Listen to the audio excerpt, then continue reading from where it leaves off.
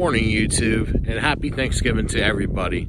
I got my top 3 lists right over here to tell you about my top 3 things that I love about this particular 2011 Infiniti G37 IPL edition.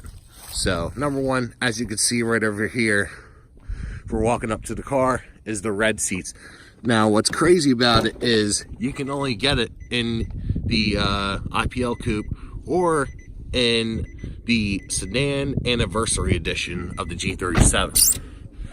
So yeah, I gotta fix that. I probably gotta put WD-40 on the window, of course. And I hate that squeaking sound. I hate those anti-pinch window motors. Anyway, now number 2 is just the clean body lines on this particular car. Now, when it comes to these cars right over here, with the body kit of the IPL edition, you do get more aggressive bumpers, side skirts, and also rear bumper as well.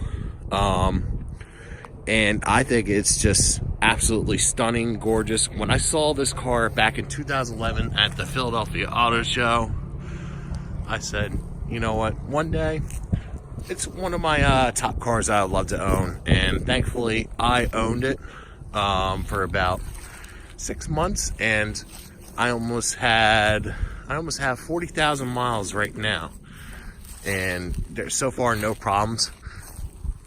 Just waiting on the gallery gasket to go out, but that's for another video, of course.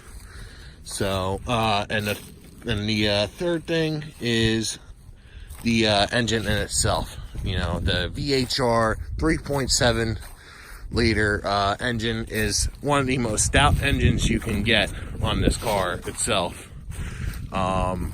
Just for the time, for at the time period, it was pretty good. I think it's actually just as good, if not better, than some of the competition in itself. Now, pair that engine with some of my bolt-on mods. I have the Z1 intake, Motordyne ARP pipes, and the Motordyne exhaust.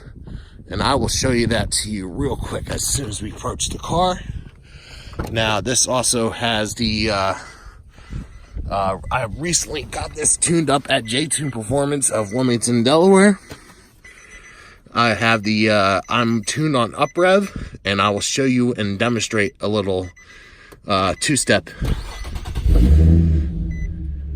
Once again, you can't go wrong with that that startup in itself. So what we do is, on UpRev, you go to down on the coast, 1, 2, 3, set to map 3. It will flash the cruise and set light, and here is the two-step.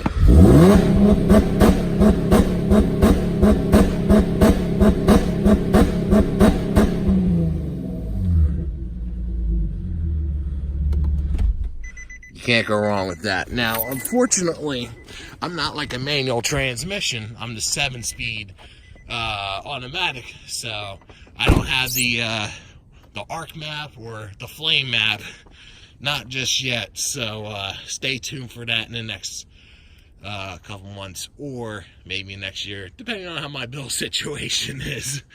But yeah, for a daily driver, you can't go wrong with this car. I mean, it's so cheap now, where you can get it for around $20,000 for a moderate mileage one.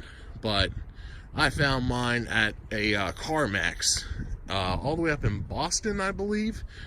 And then I had it transferred down to Newark back in March. So, yeah, I mean, there's going to be more updates to come on this car. I absolutely love it. For a daily driver, me and my wife drive it. It's definitely